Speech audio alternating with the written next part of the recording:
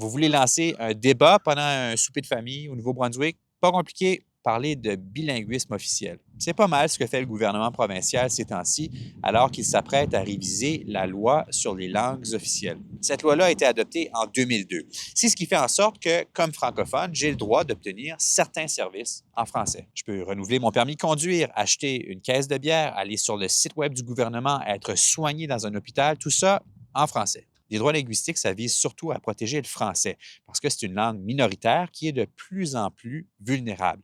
Mais ça donne aussi des droits aux anglophones. La loi sur les langues officielles évolue depuis son adoption. Elle a été révisée une première fois en 2012, une deuxième fois en 2021 et le gouvernement de Susan Holt refait l'exercice cette année. Ça passe entre autres par des consultations publiques.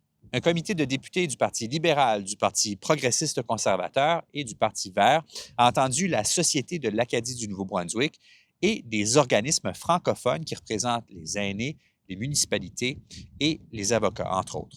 Des organisations qui ont de nombreuses demandes. Et les attentes, elles sont grandes. Vous avez des responsabilités colossales sur vos épaules. Et le courage politique qui découle de ces responsabilités-là devrait être fulgurante dans l'ensemble de vos actions. Dans les demandes, il y a des choses qui mèneraient à d'importants changements, qui toucheraient la vie de nombreuses personnes. Par exemple, il était question du droit de vieillir en français. En ce moment, les aînés francophones peuvent demander une place en français dans un foyer de soins, mais ce n'est pas une garantie. Ça fait en sorte que ces personnes-là peuvent passer les dernières années de leur vie dans un établissement où ils sont soignés en anglais, sont accompagnés en anglais, une langue qu'ils ne comprennent peut-être même pas. La SANB demande aussi que les fonctionnaires provinciaux aient le droit de travailler dans la langue officielle de leur choix. En ce moment, on s'entend que la langue de travail dans les ministères, dans les agences du gouvernement, c'est pas mal l'anglais. Et pour la première fois, ces consultations ne sont pas menées derrière des portes closes, ça se fait au grand jour. Le comité de députés ne s'arrête pas là, il veut consulter la population. En juin, il y a une tournée qui est prévue.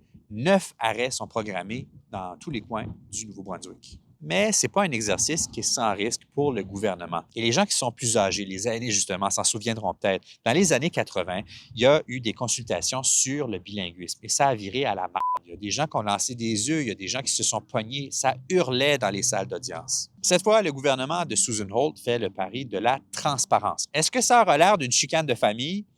On s'en reparle en juin.